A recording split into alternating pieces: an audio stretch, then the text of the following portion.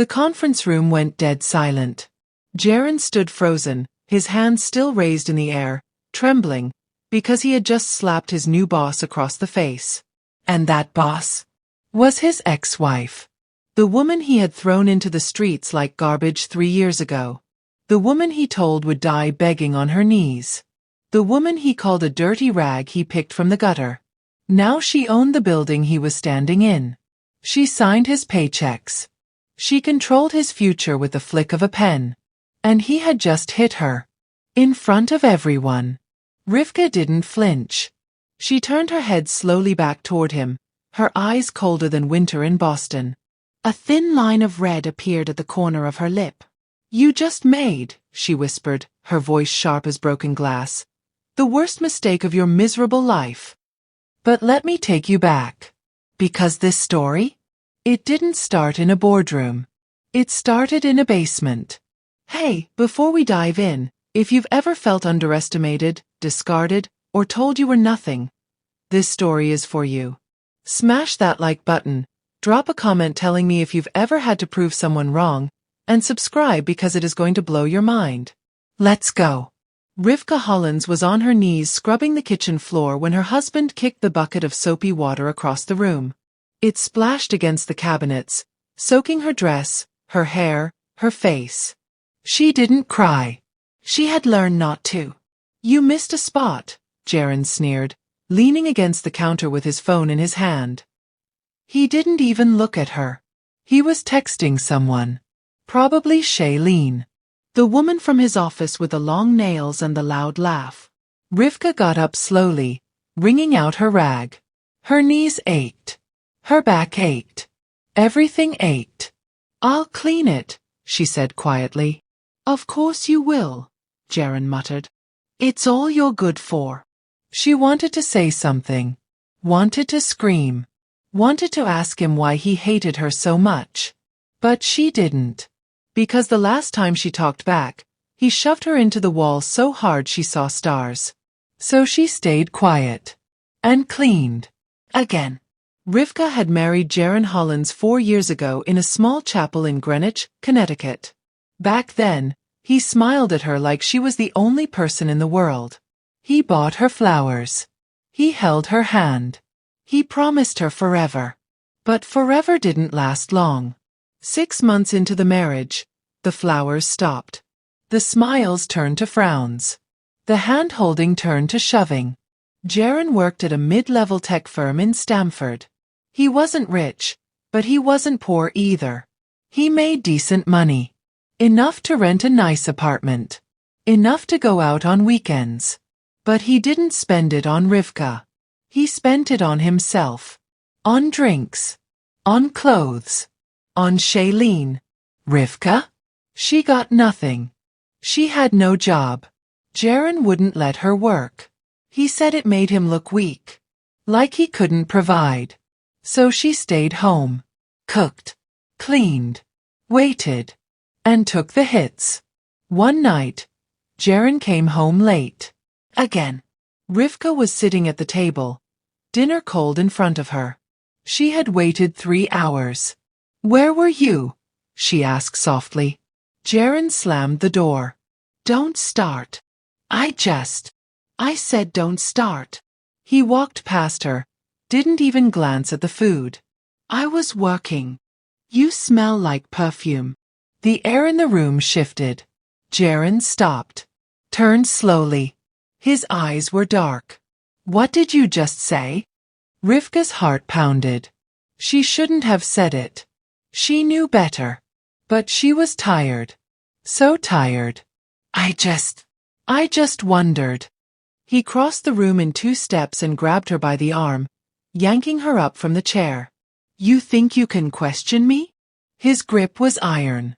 His breath smelled like whiskey. "You think you have the right?" "Jaren, please. I picked you up from nothing, Rivka. Nothing. You were a broke waitress in a diner when I met you. No family. No future. I gave you a life. I gave you a home. And this is how you repay me? By accusing me?" "I'm not accusing." He slapped her. Not hard. But enough. Enough to sting. Enough to remind her. You are a rag, he hissed. A dirty rag I picked from the gutter and cleaned up. And if you ever forget that again, I will throw you right back where I found you. He let go. She stumbled back, hand on her cheek. Jaren grabbed his keys. I'm going out. Don't wait up. The door slammed. Rivka stood there in the dim kitchen, her cheek burning, her heart breaking. And for the first time in a long time, she wondered, how much more can I take? If Jaren was cruel, his mother was a nightmare. Callista Hollins was a woman who wore too much jewelry and not enough kindness. She lived in a big house in Westport and treated Rivka like hired help. Every Sunday, Jaren dragged Rivka to his mother's house for dinner. And every Sunday, Callista found new ways to humiliate her. Rivka, dear, you look so plain today, Callista said one evening, sipping her wine. Don't you own anything that fits properly? Rivka looked down at her dress. It was old, yes. But it was clean. It was all she had. I'm sorry, Mrs. Hollins. Sorry doesn't fix tacky, darling. Callista turned to Jaren. Honestly, son, couldn't you have found someone with a little more class? Jaren didn't defend her. He never did. He just shrugged. She was cheap. Callista laughed. A sharp, cruel sound. Rivka wanted to disappear. One Sunday, Callista crossed a line. Rivka had spent all morning cooking. She made roast chicken, mashed potatoes, green beans, apple pie. She wanted to impress Callista. Wanted her to see that she was trying. But when she set the food on the table, Callista wrinkled her nose. What is this? I made dinner, Rivka said quietly. It smells burnt. It's not burnt, Callista picked up the plate of chicken and dumped it into the trash. I don't eat garbage. Rivka stood there, frozen. Jaren said nothing. Callista turned to her. You're useless, you know that? My son married a useless, pathetic little girl who can't even cook a proper meal. Rivka's hands trembled. Maybe if you weren't so busy feeling sorry for yourself, you'd actually be worth something. That night, Rivka cried in the bathroom for 2 hours. Jaren didn't check on her once. It happened on a Tuesday. Rivka had spent the day cleaning the apartment. She scrubbed every corner, folded every shirt, made the bed with perfect corners. She even made Jaren's favorite meal, steak and garlic potatoes. She wanted to surprise him. She wanted him to smile at her again. Just once. But when Jaren came home, he wasn't alone. Shailene was with him. Rivka stood in the kitchen, still wearing her apron, staring at the woman in the tight red dress and sky-high heels. Jaren! Rivka's voice cracked. Jaren didn't look guilty. He looked annoyed. Pack your stuff, he said flatly. Rivka blinked. What? You heard me. Pack your stuff and get out. Her heart stopped. Jaren, what are you? I'm done, Rivka. He tossed a folder onto the counter. Divorce papers. Sign them. But why? What did I do? Shailene laughed. Actually laughed. Honey, you didn't do anything. That's the problem. You're boring. You're broke. You're pathetic. Jaren nodded. She's right. I've been carrying you for 4 years. I'm tired of it. Jaren, please. I don't love you, he said simply. I don't think I ever did. The words hit like a sledgehammer. Rivka's legs gave out. She grabbed the counter to keep from falling. Please, she whispered. Please don't do this. I have nowhere to go. Not my problem. Jaren grabbed Shailene's hand. You have an hour. After that, I'm calling the cops. They walked into the bedroom. Rivka stood there, trembling, tears streaming down her face. She packed one bag. That's all she had. One bag of clothes, a toothbrush, and $43 in cash. No family. No friends. No job. Nowhere to go. She stood outside the apartment building in the rain, her bag soaked, her heart shattered. And for the first time in her life, Rivka Hollins had nothing left to lose. The first night, Rivka slept on a bench in Central Park. She didn't sleep, really. She just sat there, shivering, watching the city lights blur through her tears. People walked past. No one stopped. She was invisible. The second night, she found a shelter in the Bronx. It was crowded, loud, and smelled like mildew. But it was warm. And safe. Rivka lay on a cot, staring at the ceiling, and thought, how did I get here? For 2 weeks, she lived in that shelter. She applied for jobs. Dozens of them. But no one wanted to hire a woman with no experience, no references, and no address. She washed dishes at a diner for $5 an hour under the table. She scrubbed floors at a laundromat. She did anything she could. And slowly, very slowly, she started to save. $10, $20, $50. It wasn't much. But it was something. One day, a woman named Dorinda sat next to her at the shelter. Dorinda was older, maybe 60, with kind eyes and a worn Bible in her lap. You look like you're carrying the world, baby, Dorinda said gently. Rivka didn't answer. Let me tell you something. Dorinda leaned in. Rock bottom? That's just a foundation. You can build from there. Rivka looked at her. How? One brick at a time. Dorinda worked at a nonprofit that helped women get back on their feet. She got Rivka into a program, job training, resume building, interview prep. Rivka threw herself into it. She learned computer skills, bookkeeping, business basics. And she remembered something. Back before she met Jaron, she had wanted to go to college. She wanted to study business. Wanted to run her own company someday. But Jaron told her it was a stupid dream. Now she had nothing to lose. 6 months later, Rivka got a job. An entry-level position at a small consulting firm in Manhattan. It didn't pay much. But it was a start. She rented a tiny studio in Queens. 1 room. No heat. But it was hers.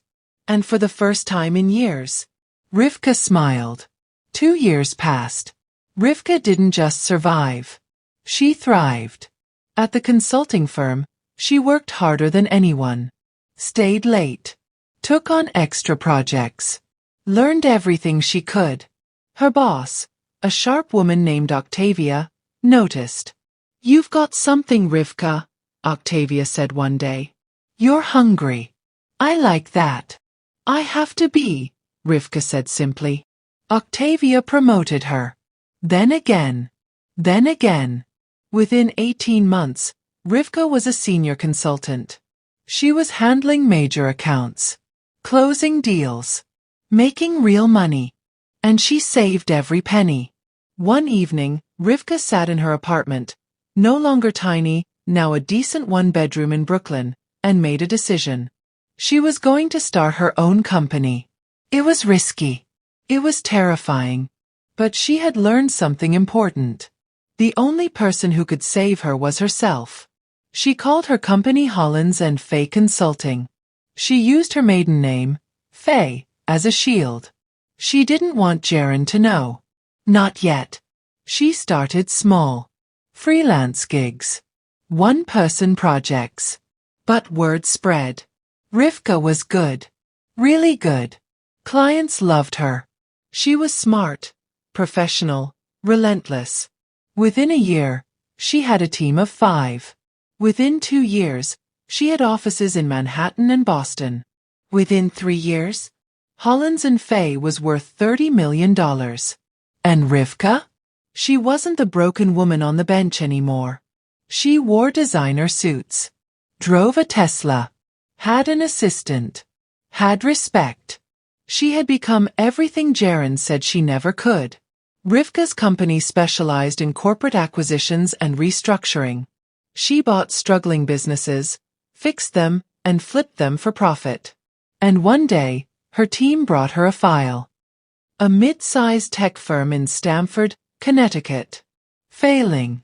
Drowning in debt. Desperate for a buyout. The name of the company? Hollis Digital Solutions. Jaron's company. Rivka stared at the folder. Her assistant, a young guy named Quillen, frowned. "You okay, boss?" Rivka's hands didn't shake. Her voice didn't tremble. She smiled. "Set up a meeting," she said. "I want to meet the CEO personally." Jaron had no idea what was coming. His company was tanking. He had made bad decisions, burned bridges, lost clients. Shailene had left him 6 months ago when the money dried up. Now he was scrambling. Desperate. When his secretary told him a major investor wanted to meet, he nearly cried with relief. "Who is it?" he asked. "Someone from Hollins and Fay Consulting. They're huge. This could save us." Jaron straightened his tie. "Set it up." The meeting was scheduled for a Tuesday at 10 a.m. Jaron arrived early, rehearsing his pitch. He needed this. His mother had been calling non-stop, screaming at him for ruining the family name. He sat in the conference room, leg bouncing, palms sweaty. The door opened. A woman walked in. She wore a black pantsuit, heels that clicked like thunder, and sunglasses even though they were indoors. She was stunning, confident, powerful. Jaron stood, trying to smile. "Hi, I'm Jaron Hollins, CEO of..." She took off her sunglasses. And Jaron's world stopped. It was Rivka. But not the Rivka he remembered. This woman was polished, sharp, expensive. Her hair was styled. Her nails were perfect. Her eyes were ice. "Hello, Jaron," she said smoothly. He stumbled back. "Rivka? What are you?" "Sit down." It wasn't a request. Jaron sat. Rivka walked to the head of the table and placed a folder in front of him. "I'm here to buy your company," she said. Jaron's mouth opened, closed, opened again. You? You can't. I can. And I am." She leaned forward. "Your company is worth $3 million. I'm offering 2. That's insulting. That's generous." Her voice was calm, cold. "You're bankrupt, Jaron. You have no leverage. Take the deal or lose everything." Jaron's hands shook. "This is insane. You were nothing. You were a rag." Rivka finished. "A dirty rag you picked from the gutter?" Jaron went pale. Rivka smiled. But it wasn't kind. Funny how things change. Jaron tried to recover. Tried to stand. Tried to be the man he used to be. "You can't do this," he said, voice rising. "You don't have the right. I have every right." Rivka's voice didn't rise. It didn't need to. "Sign the papers, Jaron. Or I pull the offer and you lose everything by Friday." "You're bluffing." She wasn't. She slid a second folder across the table. Jaron opened it. Inside were documents. Financial records. Emails. Proof of his mismanagement. His lies. His affairs. Proof that could destroy him. "How did you?" "I bought your debts," Rivka said simply.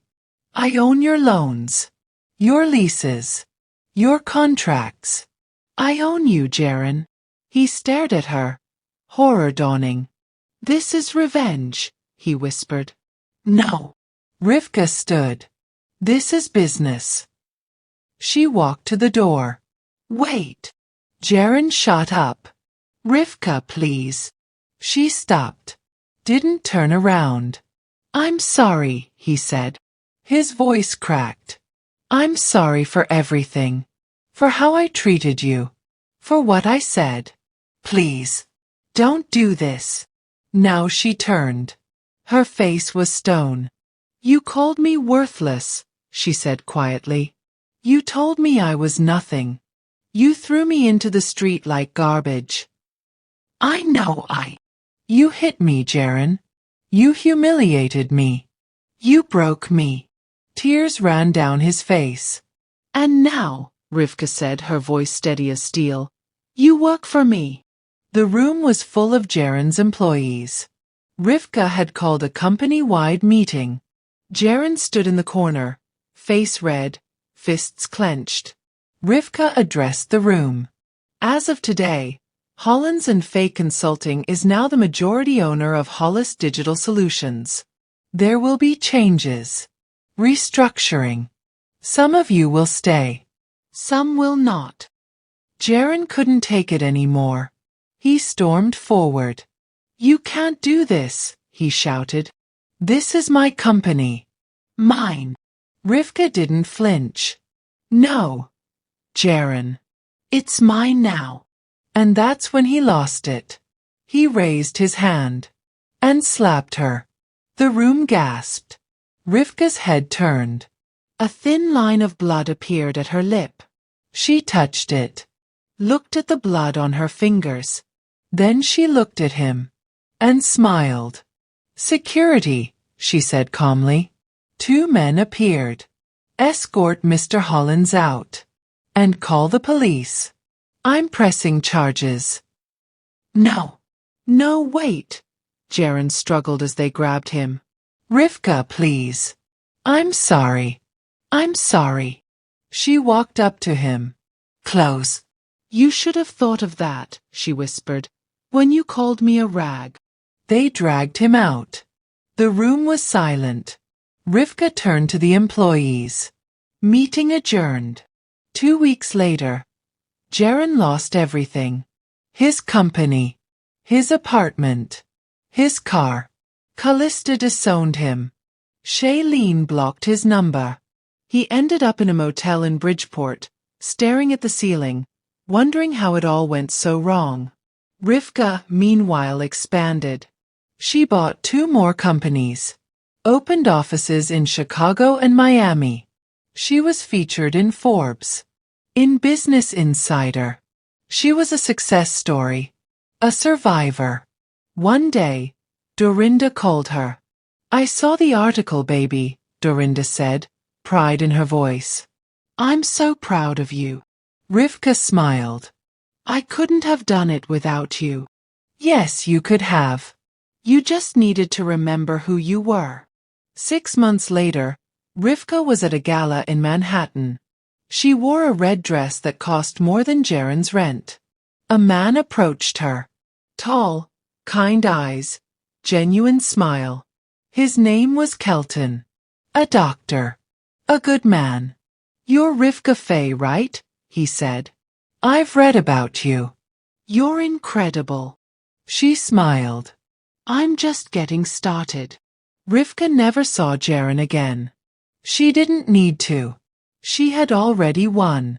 Not because she destroyed him, but because she rebuilt herself. The rag he threw away? She didn't just survive. She became the empire. So here's the truth.